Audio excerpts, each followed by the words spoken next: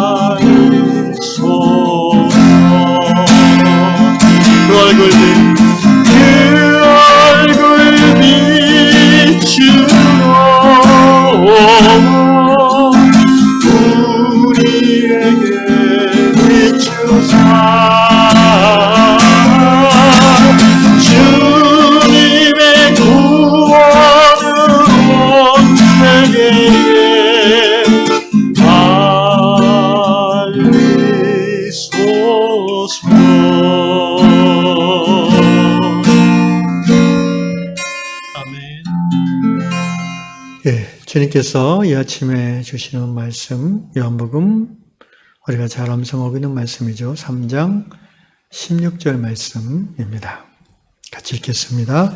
하나님이 세상을 이처럼 사랑하사 독생자를 주셨으니 이는 그를 믿는 자마다 멸망하지 않고 영생을 얻게 하려 하심이라. 아멘. 깊은 상실의 우물에 빠져 하늘을 보지 못하고 하늘과 연결되어 있는 그 생명의 삶을 알지 못한 채 고통 가운데 있는, 그러면서도 하나님을 떠나지 못하는, 떠나지 않는 아파하는 성도들이 우리 주변에 있습니다. 오늘 스페인 아라곤 지역에 사는 엘릭 형제의 간증인데 이와 관련된 내용입니다. 오늘 형제님 부부가 식당에서 다른 이제 부부와 함께 교제하면서 신앙에 대해서 대화를 했는데, 상대편의 그 부인 되시는 자매가 자기는 현재 하나님과 상관없는 삶을 살고 있고 또 하나님과 관계 맺기를 원하지 않는다. 그래서 이유를 물었더니 옛날에 자기 아빠하고 오빠가 차를 타고 가다가 교통사고로 졸지에 두 사람이 생명을 잃는 그런 아주 치명적인 그 가족을 잃는 경험을 했죠. 그래서 그때부터 자기 어머니와 자기는 신앙을 떠나게 됐다고 말했습니다. 엘릭 형제는 자기도 두 아이의 아버지로서 얼마나 그 아픔이 컸는지 공감합니다라고 밖에 얘기할 수 없었다고 합니다. 그러면서 이제 집에 와서 그 부인을 생각하면서 형제가 기도할 때에 예수님께서 형제에게 이렇게 말씀하신다고 생각이 들었다고 합니다. I'm not rigid and indifferent. 나는 완고하고 무관심한 그런 하나님이 아니다라고 말씀하셨다고 생각한다고 합니다. 그러면서 이렇게 적었습니다. God endures the pain and death of people much like we do. 우리처럼 하나님도 고통을 당하는 사람들의 고통과 죽음에 대해서 우리처럼 하나님도 이렇게 견디고 계신다. 라는 말씀도 하셨다고 적어 놨습니다. 그러면서 형제는 이런 얘기를 합니다. 하나님께서 우리가 겪는 상실의 아픔과 또 우리 죄를 대속하기 위하여 당신의 독생자 예수를 십자가의 제물로 받으셨습니다. 이 사랑의 행위가 의미하는 바가 뭐냐면 하나님께서 우리의 슬픔을 이해하시며 우리의 슬픔 속에 지금 함께 서 계심을 의미하는 것이라고 형제는 우리에게 권면합니다. 저는 형제의 글을 읽으면서 우리 주변에 사랑하는 가족을 불의의 사고로 또는 질병으로 잃어버린 사람들 또는 자녀가 불치병으로 오랫동안 투병한 것을 옆에서 돌보면서 마음이 녹아지는 그런 고난 가운데 있는 분들이 떠올랐습니다. 그러면서 제 안에 이런 감사한 마음이 들었어요. 이분들이 그런 힘든 상황에서도 하나님을 떠나지 아니하고 여전히 붙잡고 신앙을 생활하고 있다는 것, 믿음을 유지하고 있다는 것, 이 자체가 하나님의 은혜이고 기적이라고 저는 생각합니다. 얼마든지 하나님에 대한 원망, 분노, 그걸로 인하여 하나님을 떠나고 세상으로 나아갈 수 있는데 무언가가 그분들의 영혼을 십자가에 붙잡아 놓고 있는 거죠. 거룩하신 하나님의 품 안에서 너무 멀리 가지 않도록 이렇게 감싸주고 계시는 거죠. 오늘 에릭 형제가 우리에게 권면한 대로 사실 하나님은 우리의 아픔이나 우리의 고난을 외면하지 않으시는 하나님입니다. 아니 오히려 우리가 믿음의 눈을 들어서 하나님을 볼 때에 우리가 고통받고 있는 그 현장에 그분의 어깨를 우리에게 내어주시고 그분이 우리의 버팀목이 되어주셔서 우리가 지금 이렇게라도 믿음 안에 서 있을 수 있다는 것을 우리는 고백하게 됩니다.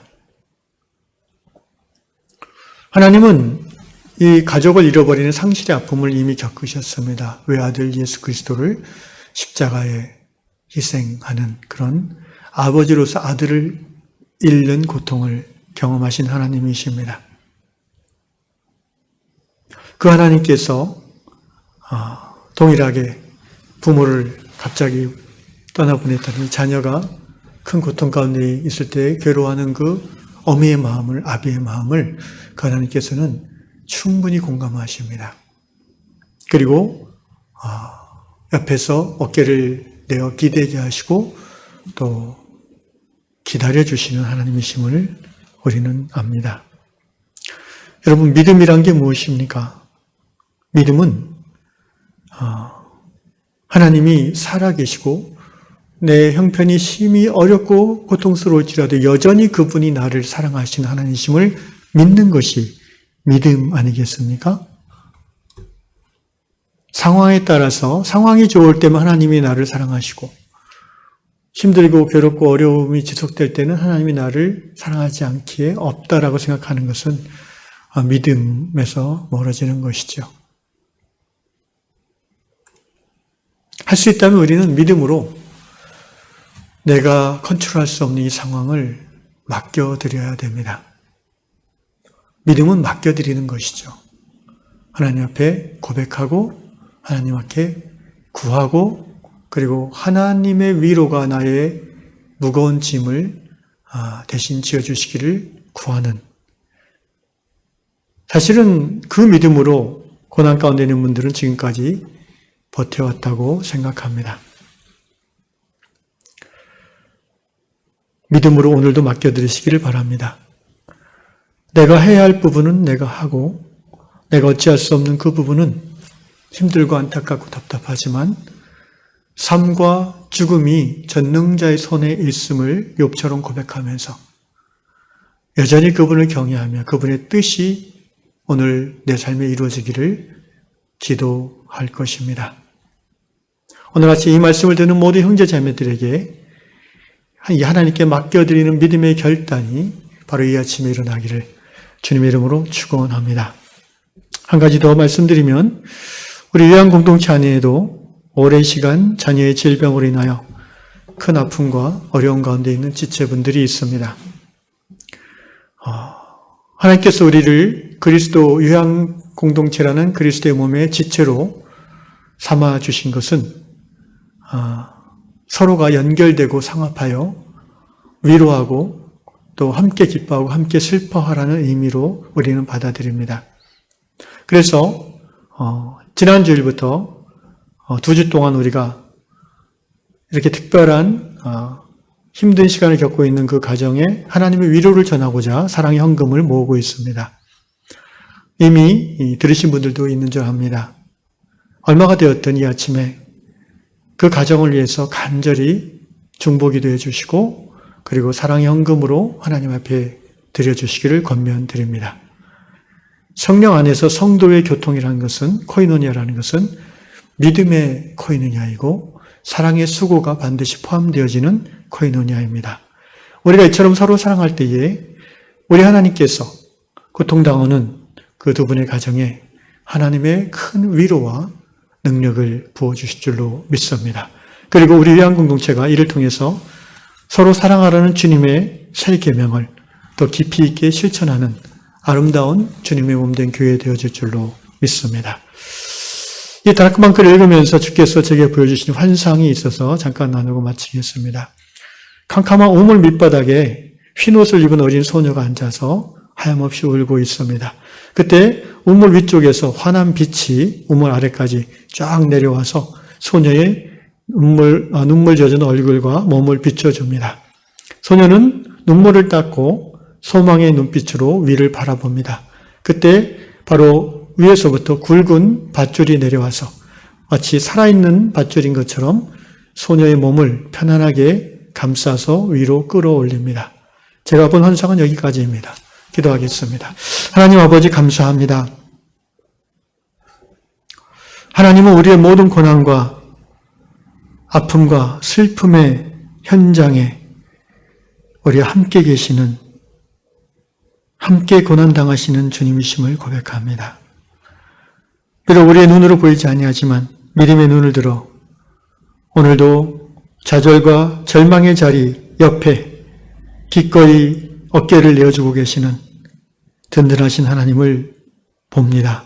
주여, 이 아침에 기도하는 모든 성도들에게 그 주님의 넓은 어깨와 주님의 넓은 가슴이 느껴지는 성령의 역사함이 있게 하여 주옵소서.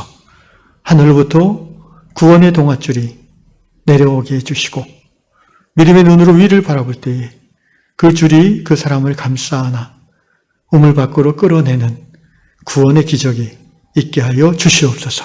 예수님의 이름으로 기도합나이다. 아멘.